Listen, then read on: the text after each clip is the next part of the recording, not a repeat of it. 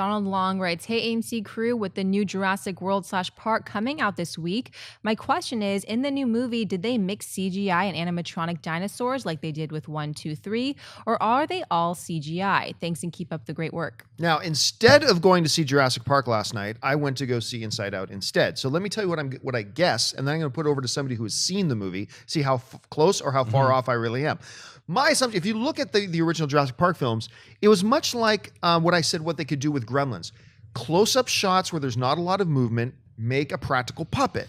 And that's what they did in Jurassic Park. When it's a close-up thing or like the Stegosaurus is just laying on the ground and breathing, go practical when you can. But whenever you saw a lot of movement and action, that's when they CG animated. I'm going to guess that they applied the same principle in this film. And now let's talk to a guy who's actually seen the movie. Christian, having watched the film, what's the impression you got? How did you think they handled it? I would say you are incorrect, sir. Oh, okay, really? Only because from watching it, it seemed about 90% to 90%, 10% more towards the CGI. Yeah, I was trying, and I could be wrong. It could be 100% for all I know. But I was actually looking, and we had a conversation about it after I saw the movie. And I'm like, well, that seemed practical. That seemed like there was animatronics, but that's the majority of it. I would say is heavy in the CGI, but. That's not to say it takes away.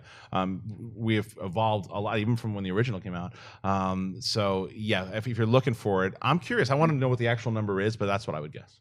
Yeah, my guess would be it's anytime they used any practical like hands or feet that they then replaced them with CG. That those were just stand-ins. I'm guessing that it's 100% CG.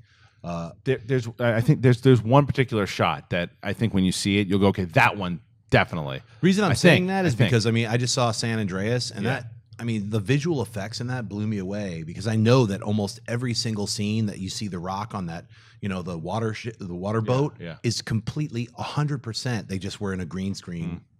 All of that's green screen. They never were riding around in the water. Maybe one or two, but all of that water is fake. All of the buildings are fake. And it's incredible. It's very realistic. I mean, it tricked me, and I knew it was all fake, and I kept saying this is all fake, and it's pretty realistic. So to make dinosaurs was one of the very first things they did.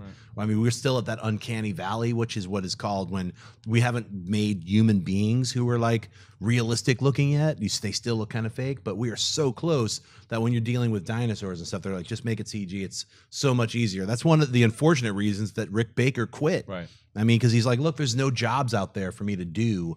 Everyone's doing it CG, or they're underbidding us, so we can't compete with that. So it's a sad day for practical effects in a certain sense, but they're not, practical effects aren't dead by any means. But when you have something like Jurassic World, it kind of almost says like, look, we've got this. So, but we do know, like at the very least, like the one practical, like the moving puppet that they made, that giant water dinosaur that eats the great white.